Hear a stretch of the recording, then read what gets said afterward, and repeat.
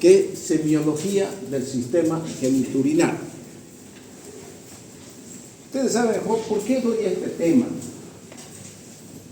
Porque realmente le falta a ustedes y estamos perdiendo paulatinamente, si ustedes se dan cuenta, estamos perdiendo paulatinamente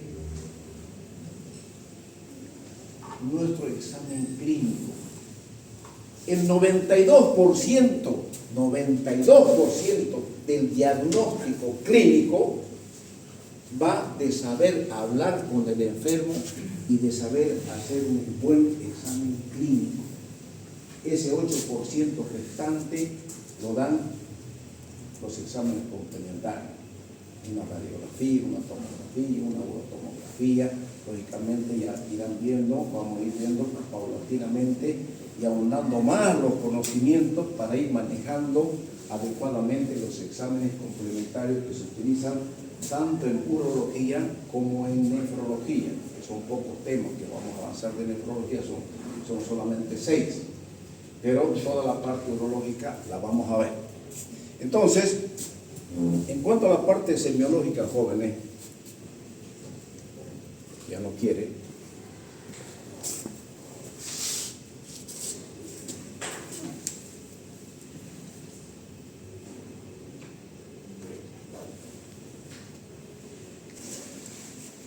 Vamos a ver todo lo referente al riñón, a la semiología de los ureteres, la vejiga, los genitales femeninos y la semiología de los genitales masculinos. Ustedes dirán, ¿y el urólogo qué tiene que ver en los genitales femeninos? El urólogo tiene mucho que ver solo lo referente a la uretra y la vejiga. La vagina nosotros la utilizamos solo para dar algunos puntos cuando hacemos cistopexia y lógicamente los tratamientos vamos a ver cuando avancemos incontinencias urinarias, cómo los urólogos manejamos las vías urinarias y los genitales femeninos para corregir las incontinencias urinarias. Entonces ya son cirugías modernas donde ya hemos dejado las cirugías antiguas que se hacían para las suspensiones de vejiga, para corregir los cistoceles que existían en las mujeres. Entonces, por eso es que nosotros también tenemos que conocer. Entonces, ustedes saben que en toda exploración existe la inspección, la palpación, la percusión y la ocultación. En cuanto a la inspección, nos da muchos datos, ¿no es cierto? Pueden haber tanto en genitales, tanto en riñones, tanto en abdomen. Siempre los riñones, hay muchas patologías en las cuales el riñón aumenta de tamaño. Tenemos los famosos quistes renales, la poliquistosis renal, los famosos, las hidronefrosis, las uropionefrosis, los tumores donde prácticamente el riñón aumenta considerablemente de tamaño y nosotros a la inspección podemos nosotros ver y comparar el hemiabdomen derecho con el hemiabdomen izquierdo. Ya comenzamos nosotros hablando de que en urología, tanto en la parte semiológica como en la parte radiológica, siempre, mis queridos jóvenes, comparen. Me explico mejor. Una radiografía simple de abdomen, comparen el hemiabdomen derecho con el hemiabdomen izquierdo. La diferencia les va a dar la respuesta a ustedes. Y lógicamente tienen que relacionarla con la parte clínica. En el examen clínico, en la palpación, comparemos qué encontramos en el riñón derecho y qué encontramos en el riñón izquierdo. A la simple inspección, a la simple palpación, también se encuentran patologías que son claramente notorias. Cuando inspeccionamos los genitales, principalmente en el hombre, vemos muchas patologías. Hoy en día van a ver y les voy a mostrar la cantidad de condiloma genital que tenemos, que es una enfermedad de transmisión sexual. También se presenta en el hombre y en la mujer. Y también la gente, lógicamente, viene en busca del urólogo condilomas que se presentan en la región anal, que eso no esté en manos del urólogo, eso esté en manos ya del proctólogo, como complicaciones de las enfermedades de transmisión sexual que tienen las personas que son homosexuales. ¿Entienden? Entonces, la inspección nos da mucha información. En cuanto a la palpación, ¿qué tenemos que tomar en cuenta? La forma, el tamaño, la consistencia, la situación y la sensibilidad. Normalmente los riñones no se palpan. En el lado derecho, por la presencia del hígado, el riñón está un poquito descendido. Generalmente palpamos el polo inferior del riñón derecho. Difícil que palpemos el riñón izquierdo, que siempre está más arriba. Y lógicamente, si son gorditos o gorditas, peor la cosa. Lo que sí vamos a palpar claramente los riñones van a ser en las personas delgaditas, hombres flacos o mujeres delgaditas. ¿Por qué? Porque vamos a ir viendo de aquí a poco que el sostén de los riñones solamente está sostenido por la arteria renal y la vena renal. Por fuera está la yerota. Lo que sostiene es el tejido adiposo. Y lógicamente las personas que no tienen tejido adiposo como los flaquitos o la flaquinga, entonces en ellos es frecuente la ptosis renal, la caída de los riñones, y en ellos es mucho más claramente palpable el riñón, tanto izquierdo como derecho. Ya van a ver lo que les estoy diciendo, vamos a volver a tocar. Entonces, tenemos maniobras para palpar en cuanto a la parte semiológica. El procedimiento bimanual de Guyon, el peloteo renal, la maniobra de Goelet y los puntos dolorosos ureterales, que es muy importante. El método bimanual de Guyon.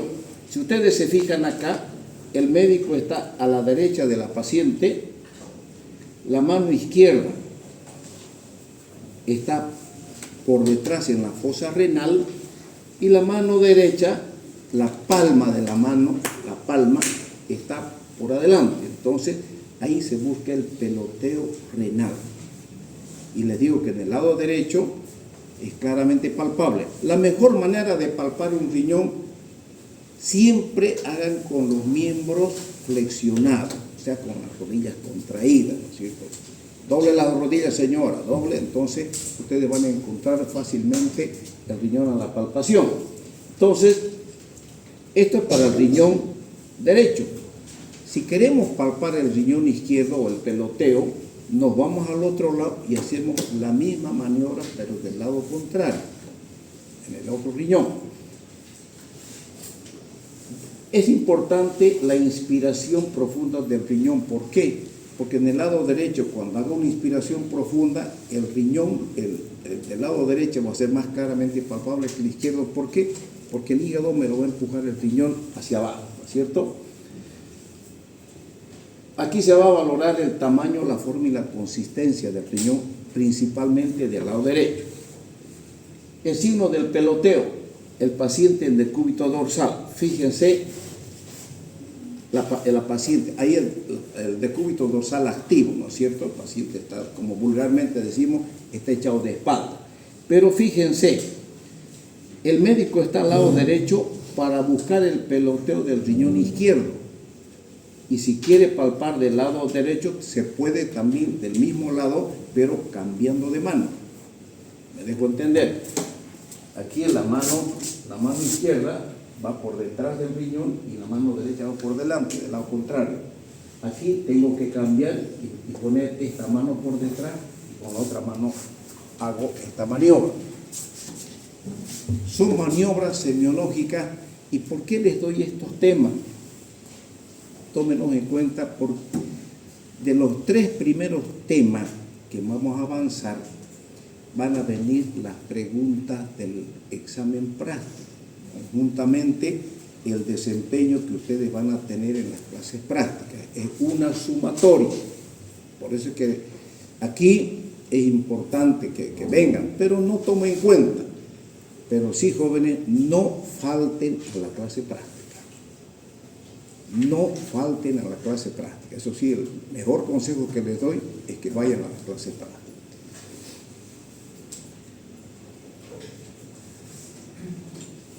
Fíjense, este método de palpación.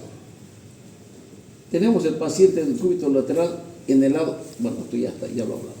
El método de Goelet. El método de Goelet, fíjense, la paciente está sentada y muchos realizan, bueno, a mí me enseñaron que era con la pierna flexionada. Algunos no lo toman en cuenta, pero la paciente tiene que estar sentada. Fíjense, el brazo derecho del riñón que voy a palpar está por detrás de la nuca, y cuando palpa el riñón izquierdo, la otra mano va por detrás. El médico va, el riñón derecho, la mano derecha va por delante y la mano izquierda va por detrás. En el lado contrario, en el riñón izquierdo, el médico tiene que girar hacia el lado izquierdo y hacer la misma maniobra. Entonces, cuando las pacientes son delgaditas, esta maniobra nos da mucha, pero mucha información en el examen semiológico. ¿Por qué? Porque la mano de sostén toca la región lumbar fuera de la masa muscular vertebral. Si ustedes jóvenes agarran sus dedos, tenemos aquí un vacío, o sea, el ángulo costovertebral. La última costilla, y luego tenemos el músculo lumbar. Ahí mismo está el riñón. Ahí mismo está el riñón. Y vamos a ver ese punto de referencia. Es importante cuando hablemos nosotros de las punciones renales. Cómo nosotros los urólogos puncionamos el riñón y llegamos al riñón sin equivocarnos. Eso vamos a hablar un poquito más adelante. La otra mano presiona con la punta de los 3 dedos debajo de la confluencia condrocostal, con los dedos flexionados explora el riñón. Vean acá. Entonces, aquí a mí me enseñó así esta palpación, pero también se puede hacer con la paciente sentada. Se puede hacer, se puede. Aquí están los puntos ureterales. Los puntos ureterales, tenemos punto ureteral superior, ureteral medio y el punto ureteral inferior. Aquí, jóvenes, ya vamos a comenzar a darnos gusto con la urología. Fíjense, esta imagen ustedes tienen ya que ir familiarizándose. ¿Por qué? Porque nosotros tenemos 2 riñones, el riñón derecho y el riñón izquierdo. El riñón derecho tiene una cápsula renal. Por fuera de la cápsula está el tejido adiposo, y por fuera del tejido adiposo, esta sombrita que ven es tejido adiposo, y por fuera está la llerota. La llerota es una estructura que es dura. Yo con mi dedo no puedo rasgar. Cuando yo quiero llegar al riñón, agarro con una pinza la llerota, doy un pequeño corte con la tijera y rasgo la llerota para llegar al riñón. Entonces, la llerota sostiene al riñón juntamente con el tejido adiposo, porque si se van a ver, esta es la pelvis, el ureter, que se divide en 3 partes: tercio superior, tercio medio, y aquí está el tercio inferior. Y ustedes me dirán, ¿por qué esta referencia? Porque cuando charlemos con el paciente y el paciente tenga algún cólico renal, de acuerdo a la localización del dolor, nosotros vamos a tener una idea por dónde está andando ese cálculo, dónde está localizado ese cálculo. Es muy importante la referencia. Ustedes dirán, ¿acaso el dolor camina? Claro que sí. ¿Por qué? Porque los cálculos del riñón van bajando por el ureter, y dependiendo del cálculo, a medida que va bajando, nos está mostrando clínicamente por dónde anda, por la localización y el tipo de dolor que presenta. Nosotros vamos a ver el punto ureteral superior el dolor siempre es aquí en la fosa lumbar.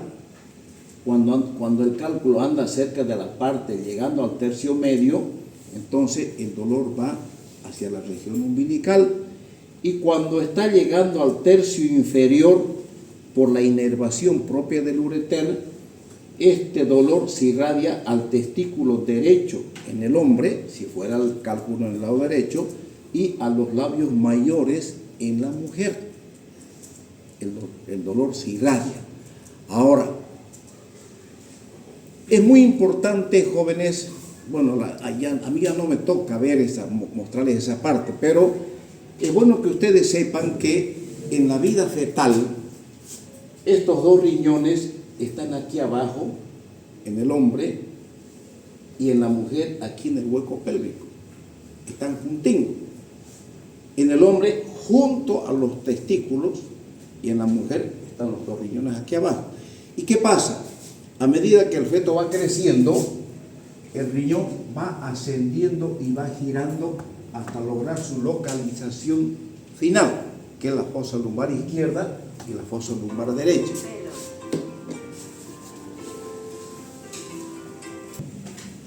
Disculpe, joven, tengo mi hermano medio enfermo, ya.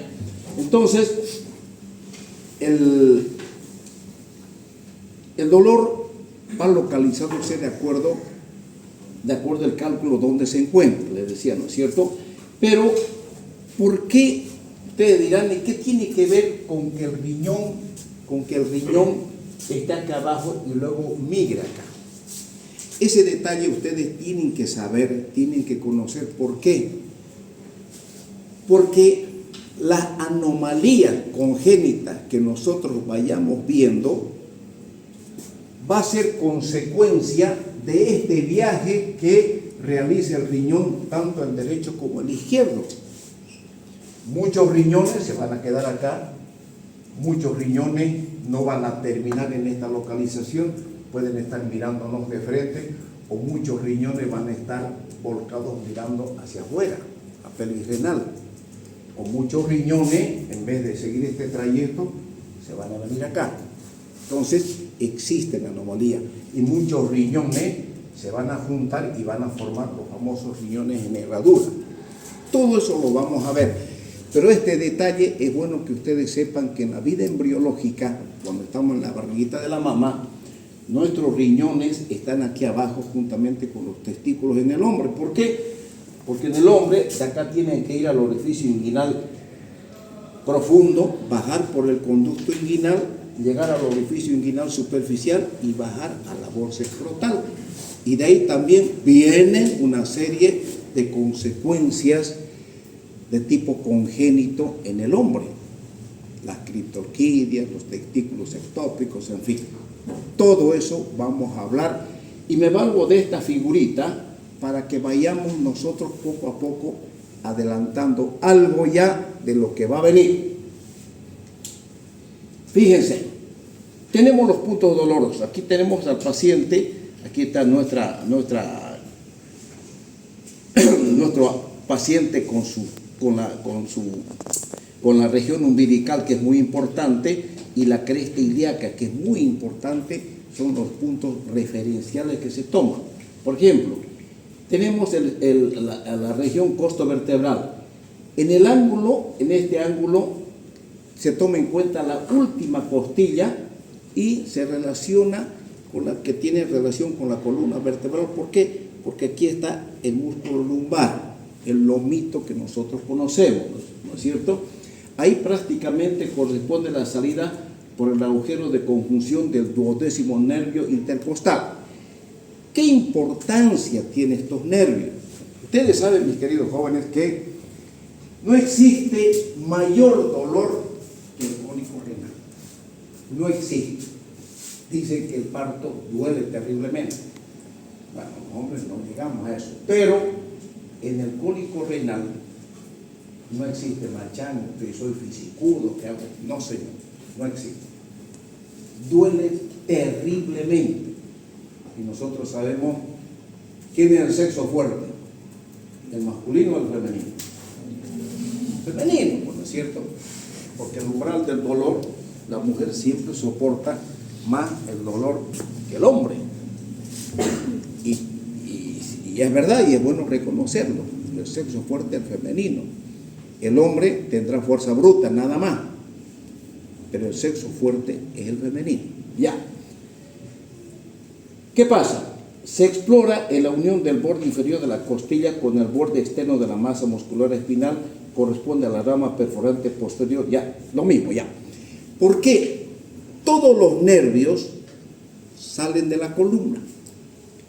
Y los nervios, lógicamente, como están cerca de la columna, son más gruesos. Y a medida que van adentrándose por el retroperitoneo a la cavidad peritoneal, si ustedes notan, se van a ir adelgazando. ¿Y por qué esa referencia que les doy?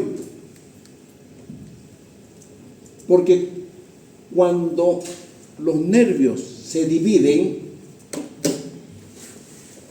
se adelgazan, abrazan al riñón, tanto por adelante como por detrás. Y algunas ramas se hacen internas. El riñón está en el retroperitoneo. Unas ramas se van a hacer intraabdominales y van a ir a inervar ciertas partes del estómago. Por eso que cuando hay cólico renal, duele tan intensamente el lado derecho como el lado derecho y se acompaña de náuseas y vómito.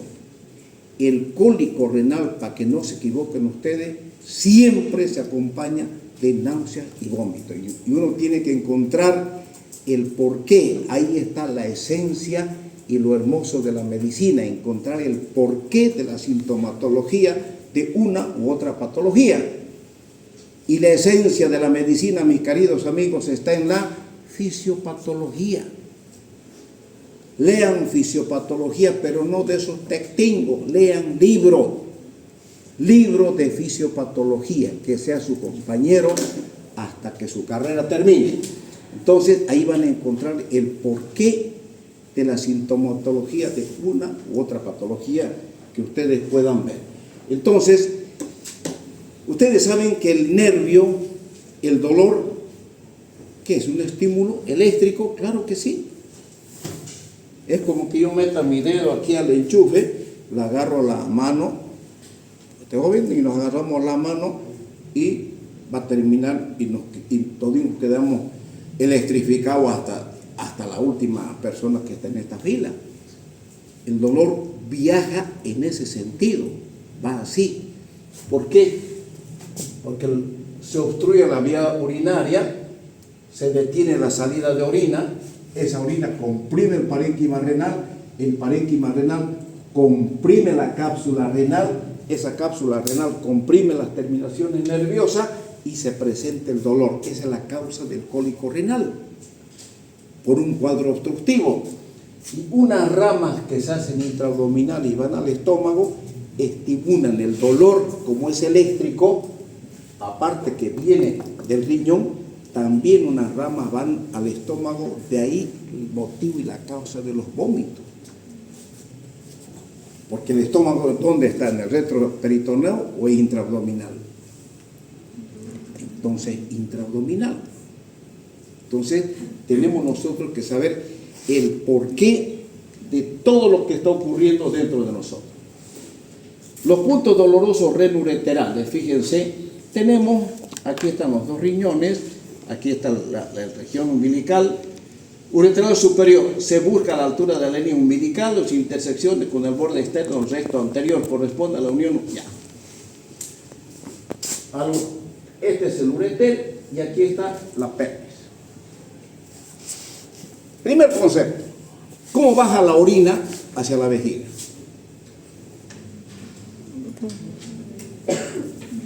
¿Por qué? ¿Cómo va? ¿Cómo? Fuerte.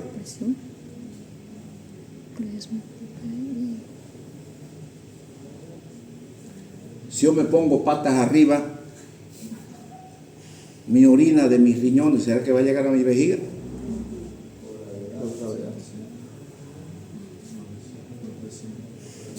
No, señor. Baja por peristalsis. El peristaltismo hace que la orina baje hacia la vejiga. Lo mismo que los espermatozoides del testículo, que se forman los espermatozoides en el testículo, maduran en el epidídimo 48 horas, entran al conducto deferente y por peristalsis, es esto, ¿no es cierto?, como ocurre con el intestino, por peristalsis los espermatozoides llegan hasta la vesícula seminal. La orina, por peristalsis, baja hasta la vejiga, no baja por gravedad.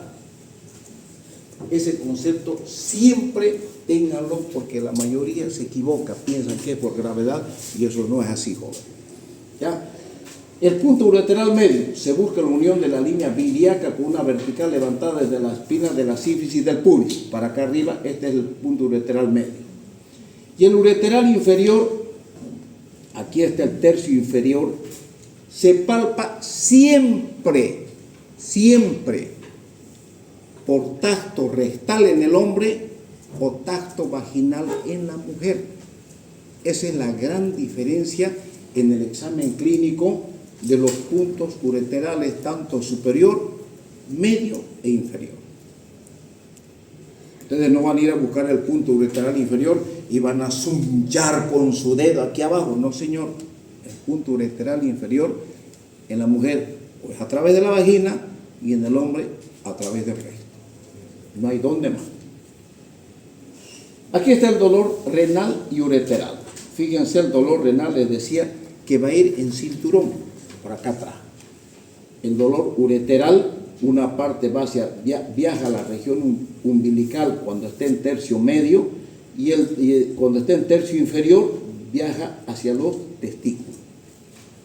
¿Por qué, dirán ustedes? Fíjense de bonito. ¿Por qué siempre acá? ¿Por qué el dolor va a la parte inferior? Porque nuestra vida fetal, todo este sistema estaba localizado acá. Y fue paulatinamente subiendo hasta la fosa lumbar.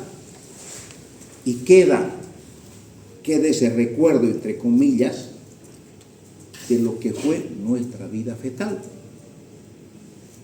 Porque no solamente, jóvenes, ustedes van a decir, ¿cómo que en el cólico renal siempre duele la fosa renal? Sí, siempre duele la fosa lumbar, pero algunos se quejan de dolor en el testículo. Por ese recuerdo, entre comillas, por ese recuerdo que en la vida fetal nuestros riñones estuvieron aquí abajo, juntamente a nuestros testículos, al lado de los testículos. Esa es la explicación. Pero en medicina, ustedes tienen que saber que ya van a ser médicos, ya van a llegar a 5º año. Nada en medicina es 2 más 2, 4. No existe lo absoluto, porque todos somos diferentes, ¿no es cierto? El dolor renal. Aquí está, dolor visceral que casi siempre se produce distensión súbita de la cápsula renal, es sordo constante y sensación de dolorimiento. Ya, repitiendo para que no se olvide, ¿por qué se presenta el cólico renal? Siempre por un cuadro obstructivo. Se obstruye el ureter, la orina no baja, la peristalsis no, el cálculo no permite que por peristalsis la orina pare, pero la diuresis no para, el riñón sigue produciendo orina. Entonces la orina, entre comillas, se estanca entre el cálculo y el parénquima renal. Esa orina detenida hace que cree una presión, y aquí va lo siguiente. Todo dolor en la vía urinaria es causa, es consecuencia de una presión. Y ustedes dirán, ¿qué presión? Primero, en el riñón, dentro del riñón, en la pelvis renal, la presión es 0, no existe presión. Si ustedes se dan cuenta, de los riñones, donde se produce la orina, ¿y de dónde viene la orina? Del filtrado glomerular. De la filtrado glomerular. Ya, del filtrado glomerular. ¿Cuántos litros de sangre tiene que lavarse la orina o la sangre en la glomérula para que produzca? ¿Cuánto es la diferencia de 24 horas? No puedo. Litro y medio, 1500. Ah, Son 200 litros de sangre, 200 litros de sangre que se lavan en el glomérulo durante las 24 horas del día para que nuestros riñones produzcan 1,5 litros de sangre, perdón, de orina. Entonces se imaginan cómo es el sistema circulatorio. Y son millones de nefronas que están dentro del riñón y todas están funcionando. Todas producen orina. Y dentro del riñón, vamos a ver más adelante, la orina desemboca en los cálices renales donde comienza la vía excretora. La vía excretora comienza en el cáliz renal y llega hasta la punta de la uretra en el hombre y hasta la punta de la uretra en la mujer, y todo es cubierto de fibra lisa, desde la punta del cáliz hasta la punta del pene y hasta la punta de la uretra en el hombre y en la mujer es fibra lisa, por lo tanto susceptible de elongación. ¿Puede dilatarse? Claro que sí, ya van a ver cómo se dilatan los riñones. Entonces, la fibra lisa tiene esa peculiaridad de que se dilata, se puede ensanchar. Por lo tanto, si se obstruye el conducto ureteral, la orina se detiene, esa orina va estancándose, va creciendo en el ureter hasta que llega a la pelvis. En la pelvis hemos dicho que la presión es 0, no había presión. Pero como esa orina entró al riñón, esa orina dentro del riñón crea una presión. ¿Se dan cuenta? Y al crear una presión, esa orina, discúlpeme que la toque, agarra y comienza a presionar el parénquima renal. Ese parénquima renal que está presionada por la orina comprime la cápsula y comprime los nervios y originan el famoso cólico renal. Esa es la explicación por el dolor intenso que presenta, que acompaña, mejor dicho, a un cólico renal. Ahí está la explicación clarita. Eso, todo esto está resumido en lo que les dije. El dolor ureteral intenso, agudo, costovertebral irradiado al cuadrante inferior del abdomen, ocasionalmente a la parte superior del músculo del testículo, ya hemos dicho, ¿no es cierto? Y por la figura ustedes saben. Por la inervación y porque en la vida fetal nuestros testículos estuvieron al lado del riñón, son la causa y el motivo para que ese dolor se irradie al testículo. Porque si ustedes piensan, la inervación, ¿acaso cuando su riñón de usted estaba junto a su testículo y fue lleno a la fosa lumbar, acaso los riñones, los nervios se rompieron? No. Los nervios se alargaron y acompañaron el desarrollo y el viaje de su riñón a la fosa lumbar. Entonces la inervación permaneció y permanece intacta. De ahí toda la sintomatología clínica que vemos que acompaña todo este dolor, tanto del cólico renal como del ureteral. La percusión, ustedes saben cómo se llama el golpe este. Jordán. Si hay hidronefrosis, duele. Si hay infección, duele. Jordano positivo. Ya. En la ocultación, ¿se auscultan? Claro que sí. ¿Cuál es la manera más fácil de auscultar?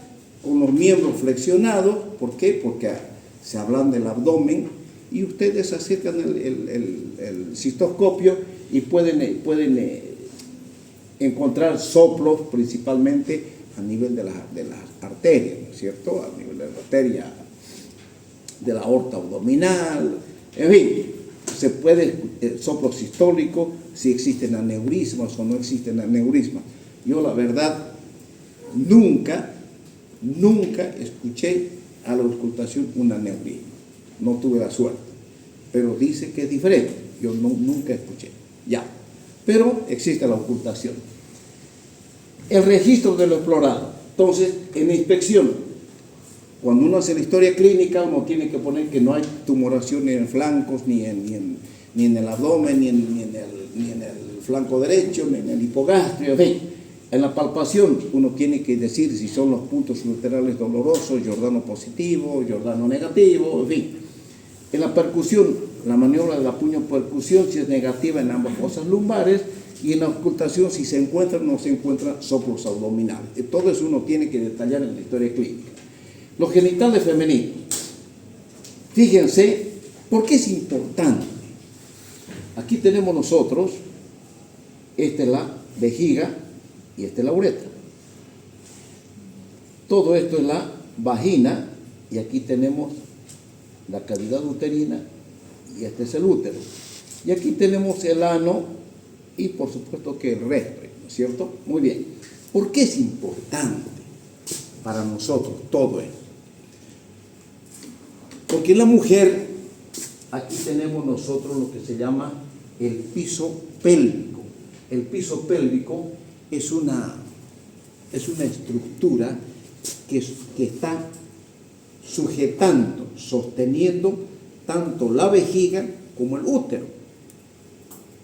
Cuando ustedes son jovencitas, el útero y la vejiga están allá arriba y su uretra de ustedes está allá arriba, que es su mayor mecanismo de defensa ante la agresión externa. El periné en la mujer es una zona lleningo de bacterias que cuando llegan a la vagina y quieren llegar a la uretra se encuentran con la hiperacidez vaginal y las bacterias mueren. Pero ¿qué va a pasar cuando a ustedes les toque ser mamá? Se embarazan, creció el muchachote, presiona el piso pélvico, al presionar el piso pélvico hace que la vejiga descienda y aparecen los famosos cistoceles en la mujer. Y cuando hay cistoceles en la mujer, quiere decir que clínicamente, preguntemos a nuestras mamás si tienen 50, 52 años, 55, tal vez 60. Hay algunas mujeres que son duras, que han trabajado durante toda su vida. Y esas mujeres, a veces cuando tosen, ríen, estornudan, se les escapa la orina. ¿Por qué? Porque el piso pélvico bajó. ¿Como consecuencia de qué? Del embarazo. Entonces, eso nos indujo a nosotros a conocer toda esta anatomía por las cirugías urológicas que nosotros realizamos para suspender las vejigas. Cuando yo hacía la especialidad en el Brasil, no existía las cistopexias con agujas como las hacemos ahora. Todo era cirugía abierta. La técnica de Burs, por ejemplo, teníamos nosotros que hacer abierta. La técnica de Marshall, Marchetti y Kranz, abierta. Puro cirugía abierta. Son diferentes técnicas que las teníamos que dominar. Todo eso ya no se hace más, ya no existe.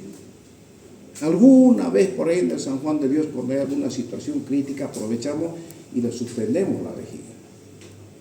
Para eso tenemos que conocer perfectamente la anatomía y, lógicamente, esos puntos los fijamos al Cooper. Ustedes, las mujeres, detrás de la sífisis del pubis está el ligamento de Cooper, que es una aponeurosis que está rodeando, que es fuerte. Ahí damos el punto y ahí lo anclamos, la vejiga, que es el punto que está en la vagina. Nosotros, la vagina es un tejido duro. Le damos a la vagina un punto paruretral y suspendemos tanto la vagina y la llevamos hasta aquí arriba, conjuntamente la vejiga. Y eso no quiere decir que la vida sexual de la mujer va a cambiar, para nada. Esas técnicas las hacíamos. Hoy en día ya no se hace más, todo eso ya cambió. Y por eso nosotros, con mayor razón, tenemos que conocer toda esta anatomía. Entonces, ¿cuáles son los síntomas más importantes para nosotros los urólogos? La menarca, la menstruación, la menopausia. ¿Cuántos embarazos tuvo? Si tuvo 2, 3 o 4. Cuanto más hijos tienen, más facilidad hay del descenso de la vejiga, ¿no es cierto? Y también los tipos de partos que tuvo, si fue cesárea, no fue cesárea, los síntomas vulvovaginales que pueda tener esa paciente, ¿no es cierto?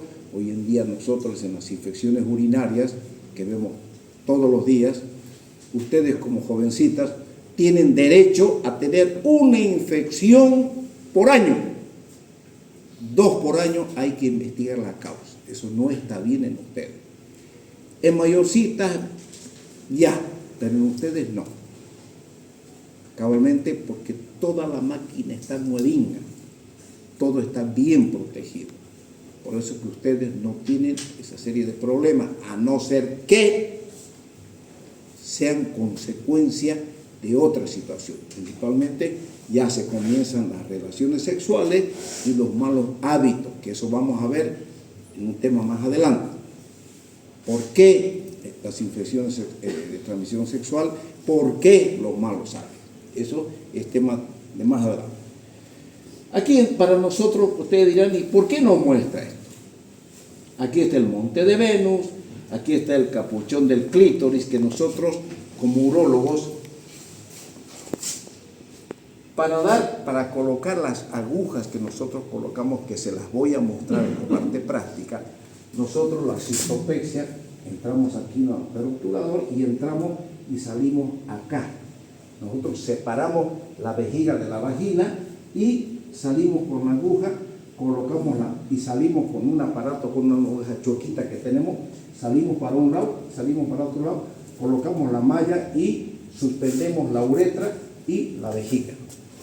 Y con eso resolvemos la incontinencia urinaria en la mujer. Hoy día la opero a esta señorita o esta señora, mañana se va a su casa. Antes, con la cirugía abierta, estaba 5, 6, 7 días internada. Entonces, con estas técnicas que hacemos hoy en día, prácticamente un día se opera, al otro día a la casa. Todo por vía vaginal. Por ese motivo que nosotros tenemos que conocer toda esta zona. ¿Por qué? Porque el clítoris es el punto de referencia para encontrar el lugar exacto donde me va a entrar la aguja. Porque si yo no tengo esta referencia anatómica, a ver, ya me han llamado 2 veces, doctor, venga, no pillamos.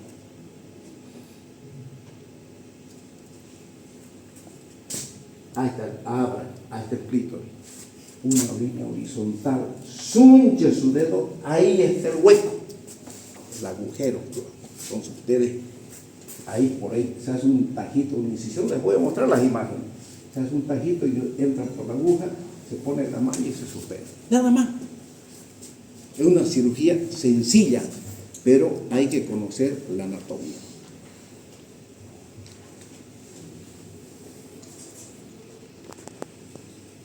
¿Cómo se realiza la palpación? Siempre el paciente tiene que mantenerse de pie con el índice y el dedo medio en la vagina. Coloque la mano puesta en el abdomen de la mujer. Para nosotros jóvenes, el tacto vaginal es importante. Yo como urólogo, no piense que todo el tiempo hago tacto, no. A mí me interesa hacer tacto vaginal en la mujer cuando estoy frente a un cáncer de vejiga. Entonces, cuando estoy frente a un cáncer de vejiga y el cáncer, el tumor vaginal, el tumor vesical es grande, entonces ya prácticamente no se puede hacer una cirugía endoscópica para retirar el tumor dentro de la vejiga.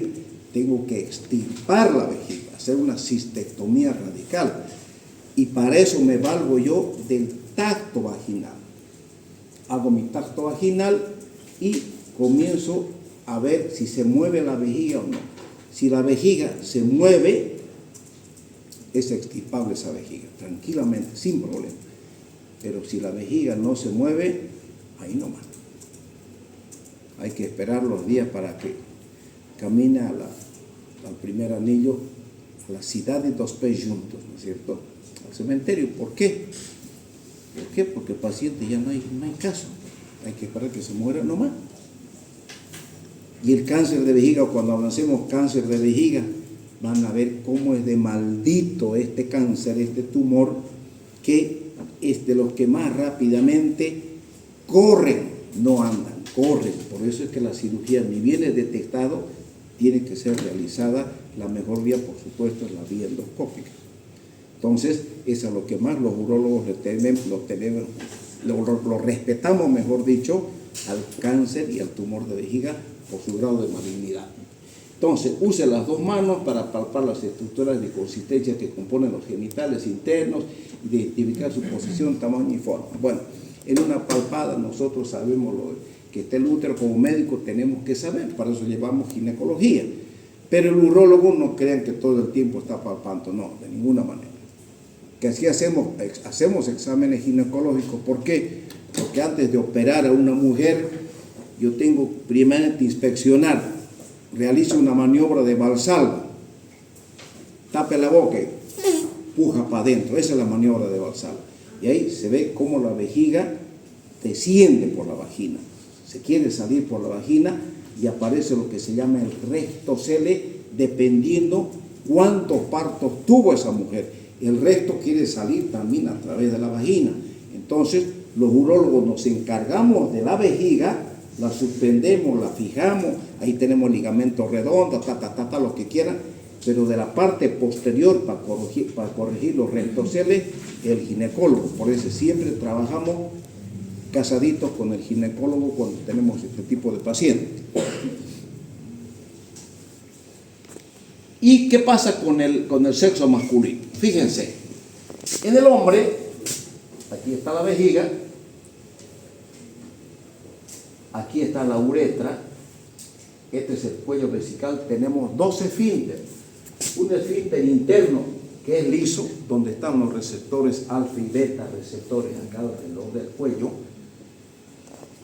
La uretra, tenemos una uretra posterior y una uretra anterior. La uretra posterior está la uretra prostática, porque esta es la glándula prostática. Aquí está el esfínter externo. Hay un esfínter interno que es liso, involuntario, y el esfínter externo que es estriado y voluntario. Este es el que nosotros manejamos. No este. ¿Qué es la micción?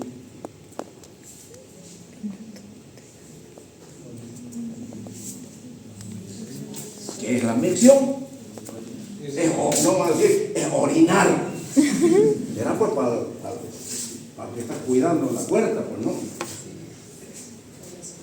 La micción es un reflejo voluntario. Es un reflejo voluntario. Porque, ¿qué ocurre? Este tema, que es muy bonito, yo lo daba, les exigía antes, después ya, les exigía a esos jóvenes, hace añitos atrás, que den vejiga neurogénica. Es un tema, jóvenes, que ustedes deben dominar. ¿Por qué? Porque esta señorita va a ser pediatra. ¿Va a haber vejiga neurogénica? Sí. ¿Va a ser ginecólogo? ¿Va a haber vejiga neurogénica? Sí. ¿Va a ser cirujano? ¿Va a haber vejiga neurogénica? Por supuesto que sí. La vejiga neurogénica está en todos, jóvenes. Lógicamente, no le voy a decir a un patólogo, tenés que el otro está metido en su microscopio, ¿no es cierto? Tampoco los dermatólogos ven solamente la piel, pero todas las especialidades, casi todas, ven vejiga neurogénica. Yo les exigía para que conozcan la esencia, tanto la anatomía, la fisiología, y qué era lo que pasaba con las enfermedades, por qué el hombre orinaba. Y de ahí venía la calificación, porque era un examen pecho a pecho, oral. Yo les exigía que sepan. Y les tomaba oral, me tomaba ese trabajo de tomarle oral examen uno por uno. Hasta que aparecieron algunos por ahí que se quejaron, fueron al centro interno de esos años, y se quejaron que era mucho la exigencia, que les exigía de más. Me llamaron a la dirección de carrera, conjuntamente los del centro de estudiantes, no los que están actualmente, ojo, estaban otros. Y dijeron que era mucha la exigencia, que cómo les iba a tomar oral, que ellos no tenían por qué pues dominar vejiga neuro. Yo agarré, les escuché nomás y me dolió en el alma escuchar un estudiante de medicina quejarse porque su docente quería más bien nutrirle de conocimiento, y aquí yo estaba haciendo el maleante que les estaba haciendo daño, protegido por su centro interno. Agarré, les miré, o sea que no quieren dar vejiga neurogénica. Ya, listo, no es más, no se hable más. El hombre enfrenta, la mujer enfrenta lo que viene, porque ustedes tienen que nutrirse de conocimiento. Y todo lo que uno haga con una buena intención, ¿existen errores? Claro que sí. Puedo equivocarme en alguna nota, pero no porque le tenga odio a esta señorita, no, me puedo equivocar, pero no con mala intención. Me equivoqué y corrijo mi error y lo reconozco. Pero estas situaciones que se dieron, hicieron, dije, bueno, no dan y nunca más dieron. Alguna vez me atreví y le dije, ¿quieren mejorar nota? Queremos, doctor. Bien. Van a dar vejiga neurogénica, así, así, así, así. ¿Es voluntario o obligatorio? Estamos en democracia, pues no. Es voluntario. Bueno, como fue voluntario, y a mí mis exámenes yo los daba orales en la universidad con bolilla. Mate una bolilla, tal tema, describe. Y tenía que describir. Ese era el examen oral. Yo tenía que enfrentar. Si no sabía, me aplazaba y calladín a mi casa. Intenté hacer primero hombres y mujeres. Esa parte no leí, doctor. Entonces, andate nomás. Si no leíste, pero tómeme, pues hágame otra pregunta. ¿Tengo derecho a que me...? No, no tenés derecho, porque el acuerdo fue una pregunta y no es más. Si no sabes, no sabes. Otro problema, que no es correcto que solamente haga una pregunta. O sea, si ustedes se dan cuenta, jóvenes, la consecuencia que nos dejó don Evo Morales la están sufriendo ustedes. ¿Por qué? Porque muchas cosas chuecas, todo se puede, todo, absolutamente todo, chueco, recto, torcido, pero quieren. Y la vida no es así. No hay cosa mejor que la disciplina para conseguir sus metas, jóvenes. La disciplina. No puede existir nada chueco. No podemos criarnos con la tolerancia ante la flojera. No podemos ser tolerantes. Pero nunca más tomé vejiga neurogénica. Y les voy a explicar un poquito. Para orinar, para miccionar, es un reflejo voluntario, les decía. ¿Por qué? Porque aquí en este momento cualquiera de nosotros tuvo deseo de orinar. ¿En cuanto de orina? Yo ya siento ganas de orinar. Las mujeres tienen mayor capacidad vesical que los hombres. Será con 200 centímetros cúbicos o 250 alguna. El hombre con 200 ya tenemos ganas de orinar. Pero sube, va todo por vía nerviosa, simpático, parasimpático y somático. Tenemos un núcleo de onufros que han sido ayudantes de anatomía. Llegan ahí y de ahí van por vía aferente un estímulo que llega al centro continuo medial de la micción, llega a la corteza, baja una respuesta hasta el centro continuo lateral de la micción, y donde vienen dos respuestas, lo que ustedes hacen. Si tienen ganas de orinar y están en clase, cierran el esfínter externo, las mujeres también tienen el esfínter externo, lo contraen y la diuresis sigue. Se sigue llenando la vejiga de orina. Termina la clase, van al baño y orinan. Entonces son dos respuestas: o de contracción para detener la orina, o de facilitación. Si a los hombres estamos en la calle, tenemos ganas de orinar, al hombre detrás de un árbol cierra los ojos y ya. La mujercita no puede. La mujer siempre orina en su casa, siempre, la mayor de las veces. Por eso es que la capacidad vesical en la mujer es mayor, porque ella lo crea.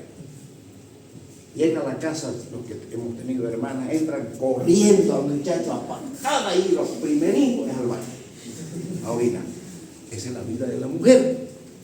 Entonces, jóvenes, ese tema, y luego vienen las vejigas, los tipos de vejiga.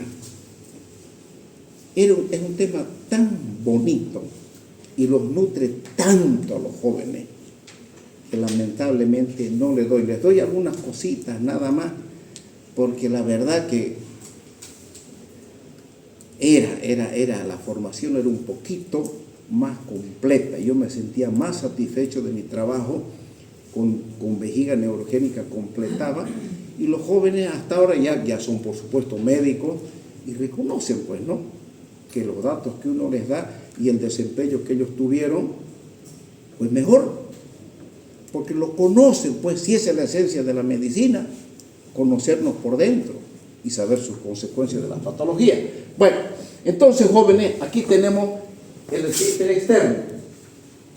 Ahí mismo está la uretra membranosa, y luego viene la uretra vulvar. La uretra membranosa está ahí mismo en el esfínter, porque lesionamos uretra membranosa, lesionamos el esfínter externo, el voluntario, y dejamos al paciente incontinente.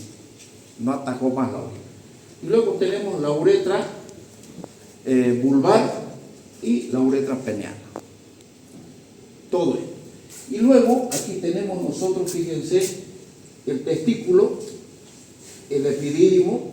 Aquí se forma, es importante por su función hormonal, la testosterona principalmente, ¿no es cierto?, por el testículo. Aquí se producen los espermatozoides, vienen a la vesícula seminal, a la cabeza y al cuerpo, donde madura 48 horas, madura el espermatozoide, y luego viene y comienza por peristaltismo ya el espermatozoide maduro, y comienza por peristalsis trasladarse por el conducto deferente hasta la vesícula seminal, donde la vesícula seminal se nutre en la vesícula seminal, y por el conducto, ¿qué se llama este conducto? Conducto eyaculador. Desciende o se abre aquí en el verum montanum. El verum montanum prácticamente está cerca ahí mismo del esfínter externo. Entonces, lógicamente existe una vesícula seminal izquierda y la derecha. Existen dos vesículas seminales. Entonces, jóvenes, todo esto es la vía espermática en el hombre. Ya, lógicamente, hablaremos ya de las patologías propias del pene, ya enfermedades de transmisión sexual, anomalías congénitas, tumores, cáncer. Ya eso vamos a ir viéndolo paulatinamente mucho más adelante. Entonces, la anatomía está integrada por órganos genitales internos y externos, una glándula para el testículo, el epidídimo, hemos visto las vías espermáticas, cuáles son: conducto deferente, vesícula seminal, conducto eyaculador y las uretras. Las glándulas anexas, la próstata y las glándulas bulbouretrales. Un órgano copulador es el pene. ¿Cuáles son las glándulas bulbouretrales? Algunos me preguntaban, ¿y para qué sirven? Cuando el hombre tiene mucha importancia, nosotros los varones, cuando esto los hombres se van a dar cuenta, cuando andamos en cortejado, tenemos unos apechugues por ahí, generalmente, lógicamente, el hombre tiene sus estímulos. ¿Por qué? Porque es humano y es hombre, y la mujer también. Y bueno, con mala intención, pero no pasó nada, y entonces me de vuelta para atrás. Hubo una erección y al irse a la casa siempre sale un líquido mucoso, cristalino. Eso es producido por estas glándulas bulboretrales que están alrededor de la uretra, que son las que preparan, tienen su función fisiológica de lubricar la uretra para una posible relación sexual, donde en el momento de la eyaculación esta lubricación de la uretra facilite la expulsión del semen. El semen, lógicamente, tiene que ir lejos, lejos me refiero hasta el fondo de la vagina. Y, lógicamente, ahí es depositado, y ustedes saben después que eso tiene que, si hay fecundación, ya va hasta el útero, y el espermatozoide tiene que recurrir todo el útero hasta llegar a la trompa de falopio, al tercio medio, no, ya, eso es otro tema. Pero, de todas maneras, es la función que cumple en los genitales masculinos, ¿no? El conducto inguinal. El conducto inguinal, ¿por qué es importante en el hombre? Por el testículo. Ahí nosotros sabemos que existe un inguinal, el orificio inguinal profundo y el superficial, y está el conducto inguinal. ¿Por qué? Porque el testículo, que es intraabdominal en la vida fetal, tiene que ir al conducto inguinal superficial, bajar por el conducto inguinal, llegar al orificio inguinal superficial y bajar a la bolsa escrotal. ¿Se puede quedar en medio camino? Se puede quedar. Se llama criptorquidia. Ya. Ahora, ¿por qué baja el testículo a la bolsa escrotal? Gracias a nuestra madrecita, que cuando estamos en la barriga nos proporciona la gonadotrofina coriónica. La gonadotrofina coriónica es la que estimula a que el testículo descienda a la bolsa escrotal. Y aquí les voy a hacer una interrogación, ustedes, tarea, para que pregunten a sus conocidos pediatras. Fíjense, yo siempre me preguntaba, hasta gracias a la IA encontré la respuesta, porque no buscaba y no encontraba. Y ustedes pregunten, si yo siempre me hacía esa pregunta y no encontraba la respuesta. Si nuestra mamá nos proporciona la gonadotrofina coriónica para que mi testículo derecho baje hasta la bolsa escrotal derecha y el izquierdo se quedó medio camino, criptorquidia, ¿por qué yo tengo como urólogo que dar gonadotrofina coriónica humana para que mi testículo termine de bajar a la bolsa escrotal izquierda? Si ya mi madre me dio la gonadotrofina para que baje el derecho, y me preguntaba, ¿por qué yo tengo que dar gonadotrofina? Y ese es el tratamiento que hacemos los urólogos. Eso no ha cambiado de que yo era estudiante. Llegué al Brasil, igualito el tratamiento, y ahora seguimos haciendo lo mismo. Administramos gonadotrofina coriónica humana a los niños para que baje el testículo. Y es lógico preguntarme, ¿por qué el otro bajó y este no? ¿Y por qué si le doy y le llamo gonadotrofina, baja? Porque baja. ¿Por qué?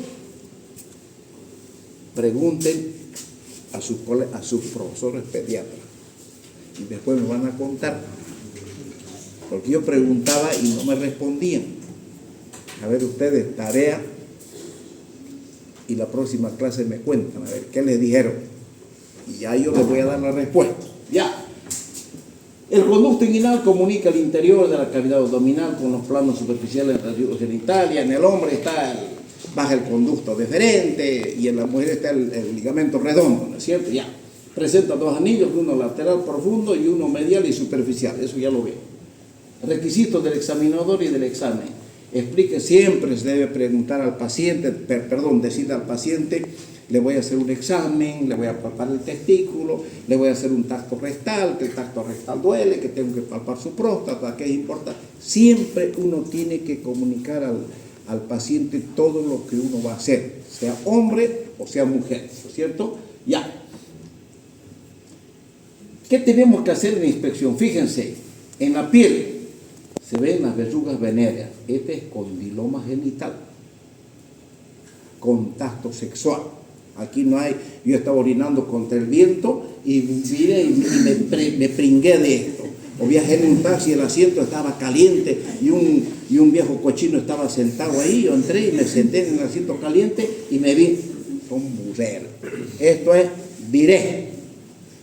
El herpes genital es otra enfermedad de transmisión sexual que se cura, no se cura nunca. ¿Por qué? Porque aparece cuando baja el sistema inmunológico en el hombre y en la mujer, después de una diarrea, después de una borrachera, después de una cirugía, baja y el herpes brota. ¿Y cómo hacer para que no contagie? Esperar que cicatrice. Estas vesículas, aparece primeramente una sensación urente en la piel, luego aparece una vesícula, o sea, en términos vulgares una ampolla, y confluyen 2 o 3 vesículas, se abre y luego cierra, a los 7 días ya está cerrado. Tratamiento será antiviral. Ahora, cuando la vesícula está abierta y yo mantengo relación sexual, estoy contaminando a todas las mujeres con las cuales yo tuve una relación sexual. Pero si yo espero que cicatrice la piel, 3 o 4 días tengo una relación sexual, ahí no pasa nada. No quiere decir que tuviste herpes, maldito, toda tu vida vas a pringar a todinga las mujeres. Sí, no es así. Hay que esperar que cicatrice y ese virus va a permanecer en la piel, no va a contaminar en las relaciones sexuales, pero en el momento que se abra una vesícula, ahí sí es su momento que va a contaminar. Aquí está el chancro sifilítico. El chancro sifilítico, jóvenes, para diagnosticar es lo más sencillo. Ven ustedes una herida, una lesión en el glande, o no necesariamente en el glande o en el surco balano prepucial, agarran un cotonete con alcohol o yodo y le tocan ahí. Si grita de dolor, no es. Bendito sea Dios, no es. Pero si le tocan y no siente, sífilis, no hay dónde pelar. A veces cuando ustedes estén en el campo, no siempre van a tener un laboratorio a mano. ¿Y cuál es el? No se va a morir por un poquingo de alcohol que le echen aquí a la lesión. Si no le duele, sífilis, penicilina benzatínica, 12 millones, listo, ya está. Aquí, las hipospadias. Ya, las hipospadias son anomalías congénitas donde la uretra no está, el meato uretral no está en la punta del pene, está por la parte ventral. La hipospadia y la epispadia está en la parte superior del pene, ¿no? Y luego tenemos el carcinoma del pene, que a la simple inspección uno lo mira, lo observa, y esto es cáncer, no hay dónde equivocarse. Ahora, cuando demos esa clase, cuando yo dé esa clase, jóvenes, de imágenes, van a ver la cirugía de amputación en cáncer de pene. Van a ver las amputaciones y cómo quedan. Y ahí vamos a hablar. Y no piensen que quede inútiles para toda la vida. No. Se dan su gustito, claro que todo eso vamos a hablar en su momento, sino que el médico tiene que tener en sus manos está la solución y la calidad de vida de su enfermo. Y uno tiene que ver y tomar en cuenta todos estos aspectos, ¿cierto? Ya. El prepucio. Es tan importante el prepucio. ¿Por qué? Porque nosotros vemos que si el prepucio no baja al surco balano prepucial, estamos ante una fimosis. Y si el prepucio baja al surco balano prepucial y ya no vuelve y se hace así un edema importante, estamos frente a una parafimosis. En el glande identificar úlceras, cicatrices, nódulos, proceso inflamatorio. Verificar la localización del meato urinario y hay que comprimir. ¿Por qué se tiene que comprimir el meato? Porque a veces existen secreciones uretrales que el médico tiene que observar, el color principalmente, de esa secreción en estos pacientes. La palpación. Para palpar el testículo, jóvenes, uno tiene que palpar siempre así. Una garra coloca los dos dedos y aquí lo deposita al testículo y comienza uno a palpar minuciosamente desde el epidídimo y todo el testículo hasta que va subiendo por el cordón, palpar el deferente, y nunca se olviden de introducir el dedo hasta el orificio inguinal superficial e indicarle al paciente una maniobra de Valsalva, porque ahí ustedes van a encontrar las famosas hernias inguinales, ¿cierto? Ya. ¿Qué es la enfermedad de Peyronie? Fíjense, un pene que está todo torcido. Esta es una inflamación de una placa de Peyronie. Entonces es una fascitis, es un problema inflamatorio que se crea acá con una fibrosis en el cuerpo cavernoso, que en el momento de la erección, como está fibrosada, este es la túnica que está rodeando. Todos estos es un tejido que se va a llenar de sangre arterial para que exista la erección. Entonces, el cuerpo cavernoso tiene esta túnica que le rodea. Entonces, llega esta fascitis y se crea como un callo. Y este callo, como el pene en el momento de la erección, tiene que elongarse, tiene que estirarse, si me permiten la expresión. Este tejido que está duro no permite que esta parte del cuerpo cavernoso se elongue, sino, como lo mantiene fijo, el pene se tuerce por un lado. Esa es la famosa enfermedad de Peyronie. Eso vamos a hablar posteriormente. Entonces, ¿por qué está en la palpación? Porque nosotros vemos y el paciente viene con esa queja y nosotros vemos que el pene y se palpa claramente la placa dura en el cuerpo cavernoso. Se la palpa claramente. Entonces, por eso es que la palpación es importante para la detección de esta patología.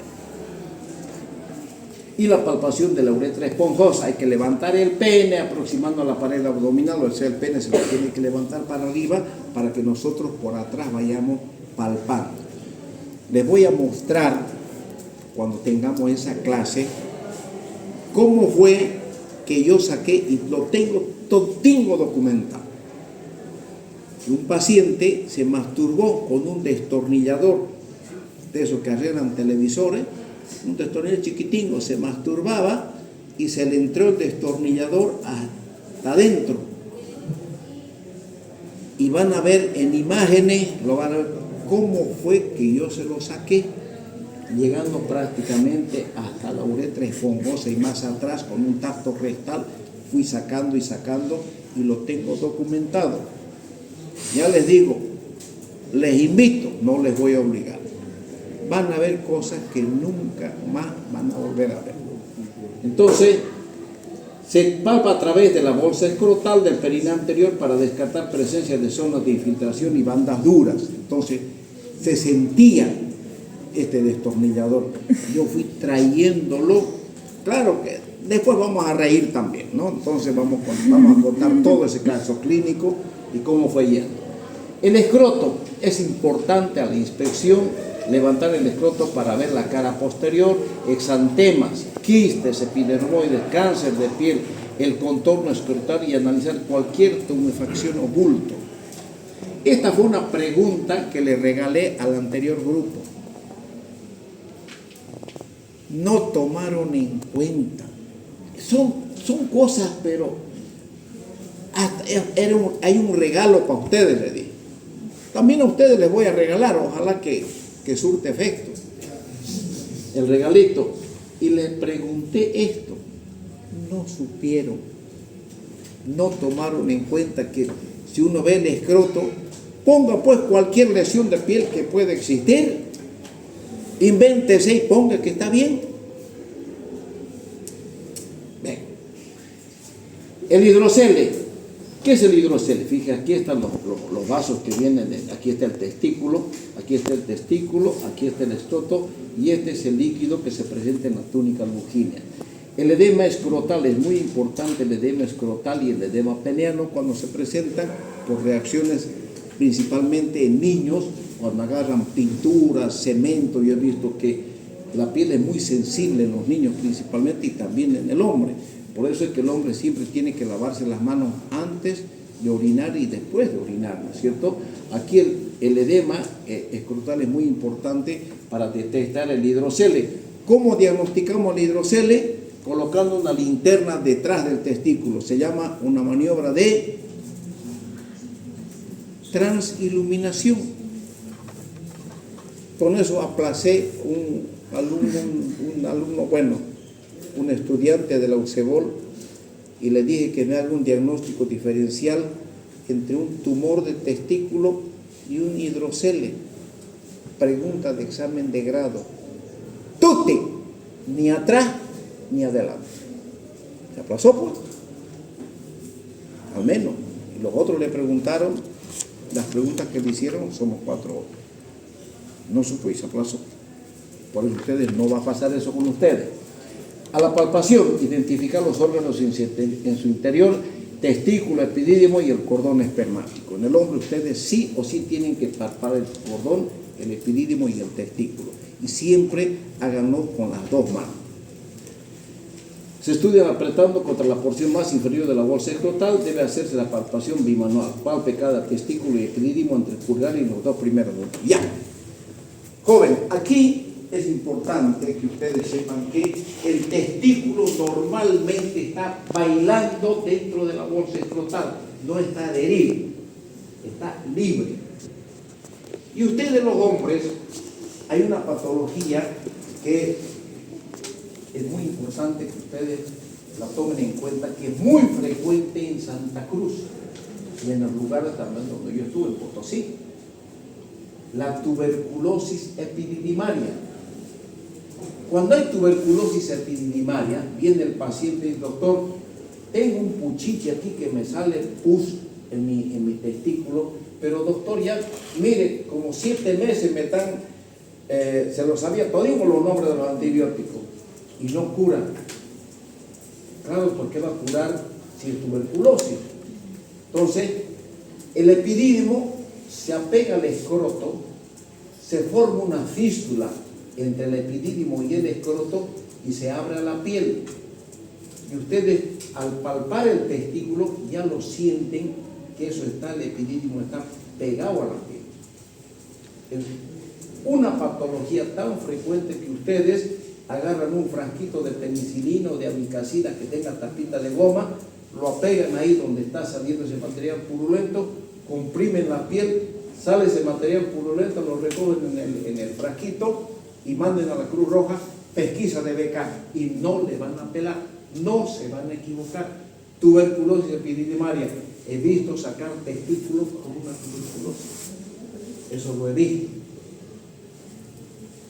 Que no hicieron esta prueba, ¿cómo van a diagnosticar si no hicieron la prueba? Entonces, jóvenes, todo testículo tiene que estar libre en la bolsa escrotal. Testículo que está pegado a la piel y resuma un líquido cero purulento, piensen en tuberculosis, para que se acuerden de este individuo. Eso ya. Bueno, hay que registrar el tamaño, la consistencia, la sensibilidad del testículo, identificar la presencia del nódulo. Es muy importante por el cáncer de testículo que nosotros vemos. Cuando hablemos de cáncer de testículo, vamos a ver. Por eso ustedes, jóvenes, cuando vayan a bañarse, estén en la ducha, nada les cuesta. El cáncer de testículo no duele. Se palpa en el uno y el otro, todo bien, perfecto. Sienten alguna cosa dura en el testículo, no en el epidídimo, en el testículo, me buscan, nada cuesta examinar y hacemos un diagnóstico temprano, porque ustedes, jovencitos, están en el grupo etario donde se puede encontrar cualquier rato un cáncer de testículo. Yo ya pasé, pero ustedes me dirán, ¿y el infarto? Ahí yo estoy en ese grupito ya del infarto cardíaco, ustedes no, pero así es la vida. El cordón espermático hay que palparlo, claro que sí. ¿Por qué? Porque cuando hay tuberculosis de vías urinarias y compromete al conducto deferente, el conducto deferente se ve como un rosario. ¿Saben rezar el rosario alguno de ustedes? Sí. ¿Conoce el rosario ya? Bien. Entonces, como un rosario se presenta el conducto deferente.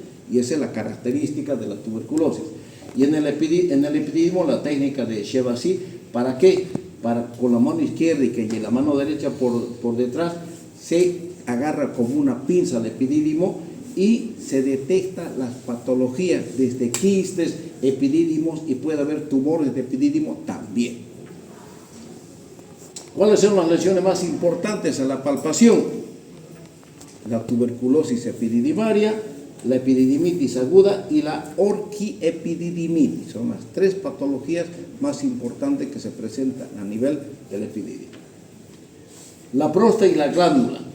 La próstata, jóvenes, ustedes tienen que palpar siempre con el dedo índice y se palpa siempre introduciendo el dedo en el recto del paciente. Donde ustedes van a tocar la próstata, tóquense su nariz, así se siente la próstata, como el lóbulo de la nariz o como la región tenar de la mano. Esta es próstata, una hiperplasia. Si entre medio de esto encuentran este nódulo, esto es cáncer. En medio de esto o en medio del lóbulo de la nariz encuentran un nódulo duro, eso es cáncer de próstata. Bien. Listo, jóvenes.